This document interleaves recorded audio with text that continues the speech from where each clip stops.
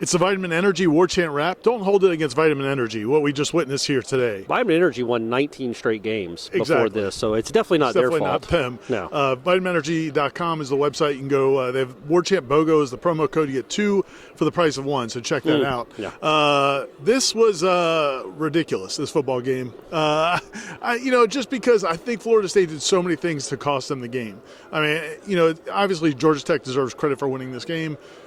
But 24-21, I think Georgia Tech played about as well as they could play.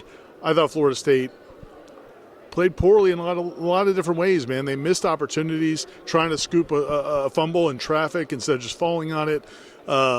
Drop a couple of key drop passes. I didn't like a lot of the coaching decisions, which we can get into in terms of rotating the offensive line, rotating so many different players. The defense was gashed, and then the running game was non-existent. So just a frustrating game because I think the talent, I still believe this is a talented football team, but they just didn't play like it. At all. And I think when you look, the peel back look at this game is, okay, what is this line of scrimmage, like on both sides of the ball? Like the defensive line is supposed to be much better than that. But really my biggest concern, honestly, was the offensive line. And we'll get into the fact that I don't understand. You don't have to rotate. Like they did great on that first drive, and then I feel like they started mixing and matching. Robert Scott played one drive. It did not go well for Robert Scott. I think that was the only drive. He might have got back in briefly later. But I get it. This is what they did last year. Didn't really work all that great last year, right? Like it didn't. It wasn't like they were a great offensive line last year. It's okay to pick a 5 and roll with them. Right. It's okay to do that. But and that was my biggest problem is that I thought even, obviously they gashed them the first drive that offense did, and the offensive line looked fine, and there were big running lanes. Once Georgia Tech committed to stopping the run, you didn't really make them pay at all until the fourth quarter. And that your one drive in the fourth quarter, we can talk about that in a little bit too, just the lack of possessions. But also, it wasn't as if they were throwing 8 bodies at the line of scrimmage the whole time. Yeah. And you still got kind of whipped up front a good portion of the time. Toafili had a 28-yard touchdown run. After that, they had 30 carries for 70 yards other than that run. Yeah. Man, against the team that was 128th in the country. I know it's a different defensive coordinator, but still, man, you should be able to push those guys out of the way, and that's what's concerning maybe moving forward. To me, there's just so many unanswered questions. Yes. I don't know. What did we find out about this team? No, and what's frustrating about that, the lack of the running game is, okay, this is DJ's first game in this offense. This is the first game in this system at Florida State. Were there runs there to be made that maybe he's not seeing and making the right check? We don't know. Or was it just the offensive line getting manhandled? Georgia Tech, obviously, as the game went on, started bringing more and more bodies. But are those decisions that have to be made on the field, or do they have to be made from the sideline? And then the other part of it is, it's a little bit disconcerting the fact that they were so tentative about letting him take shots until late in the game. What concerns me about that is that's how Clemson called the game when DJ was a quarterback, and they were very conservative with him. And so why is that? It's not like he turns the ball over a ton.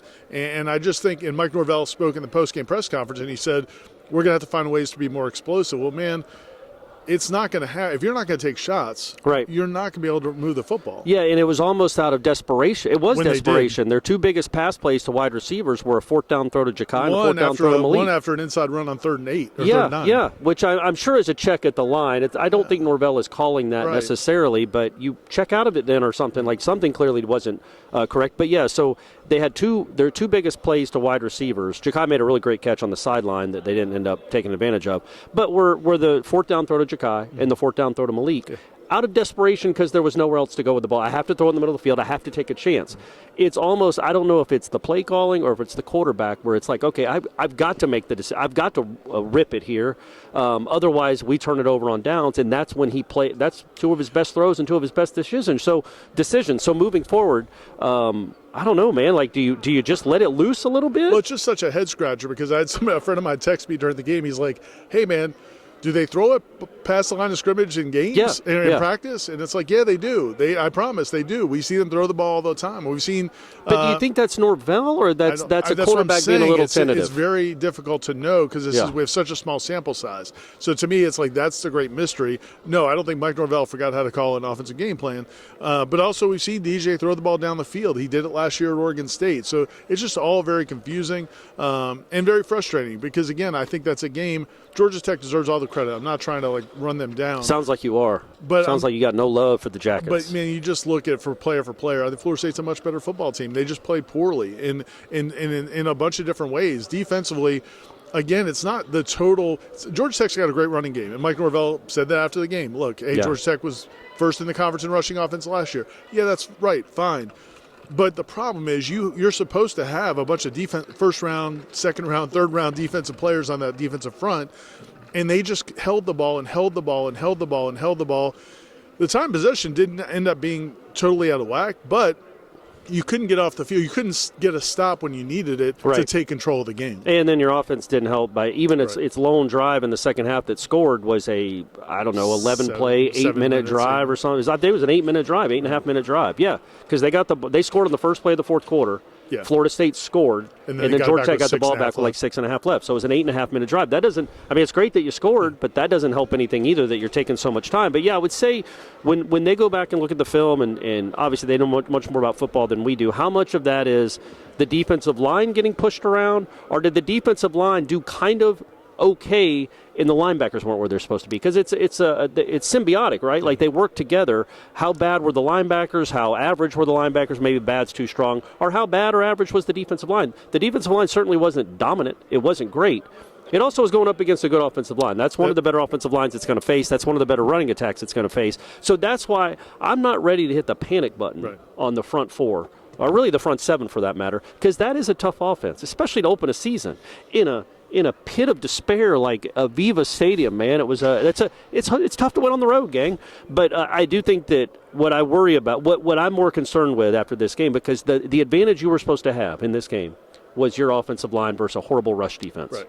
And that did not manifest itself in any way. That did not materialize in any way, shape, or form. So that's where I wonder, as we project moving forward, how good or bad can this season be?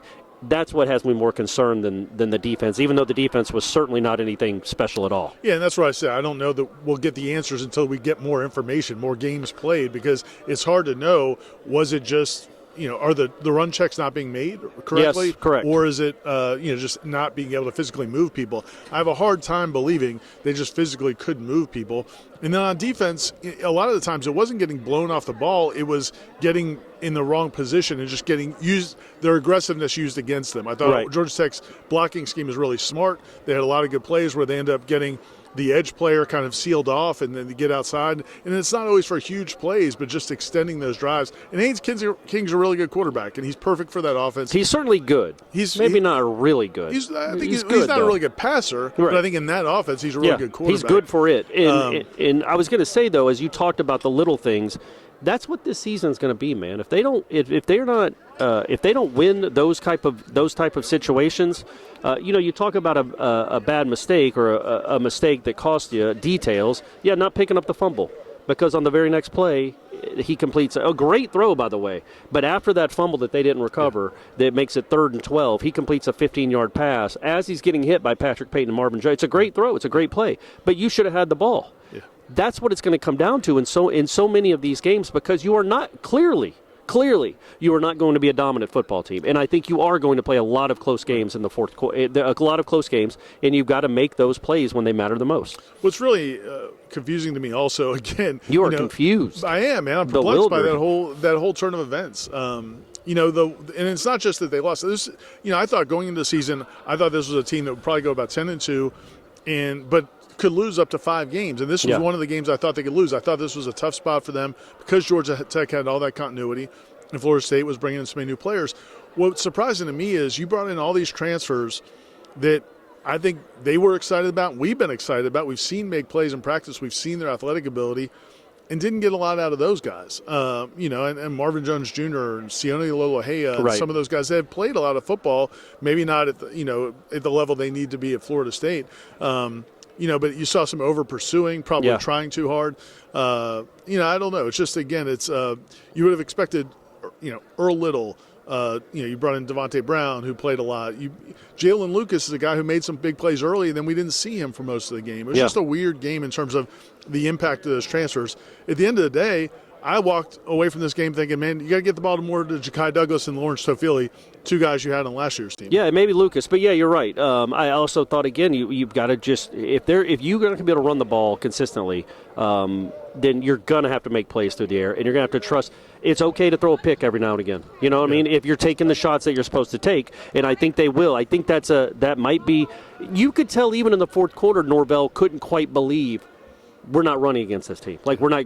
Yeah. That's why I think they ran the ball. I believe like 8 out of 9 second downs. 2nd and 10 or 2nd and 6, it didn't matter. They were running the ball on second down almost every drive. It didn't work out because I think he just felt it was about to break, and it didn't. And you hope that it does. I do think, again, I think they will get better. I mean, that's what's supposed to happen, right? Theoretically. You're supposed to get better from week 1 to week 2. You know, I just realized I haven't looked at the camera once until just now. I got to get it together. Make love to the camera. I got to get it together. The camera wants to make love but to you. I don't know what we know about this team. It was almost like watching a scrimmage. We know they're not great. Especially in Ireland. Away from the States, they're not great. They're still undefeated in the States since the Wake Forest game of 2022. But I will say that I think when you look at this team, I thought we'd learn more about it.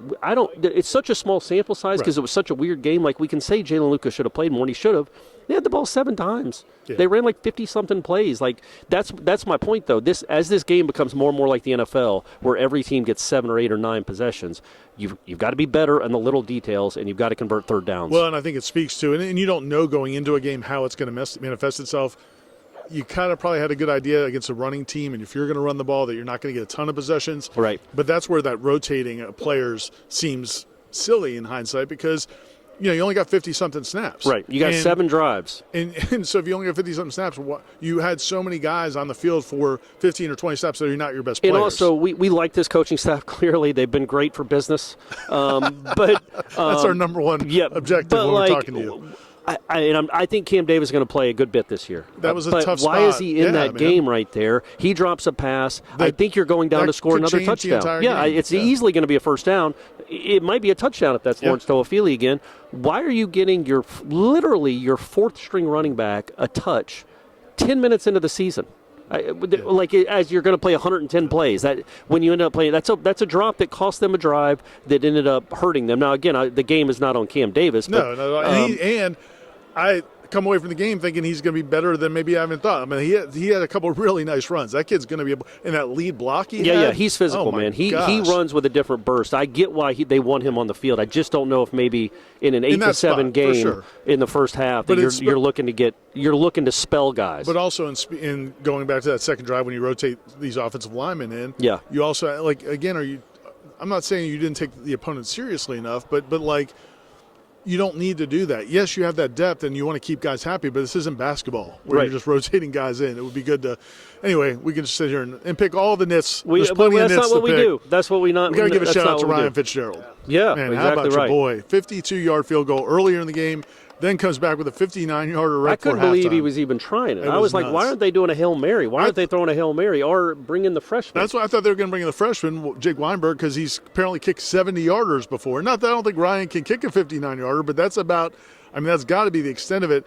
And I don't know if you could tell on television, a lot of you guys were here, but when the ball was in the air, it was almost like I felt like there was like a hush over the crowd. Like people, it was like there was one, we all collectively realized, oh my God, that may actually get there. That's going to have the distance, whether it's fair or not, in the middle or not, we'll see. And what a huge kick.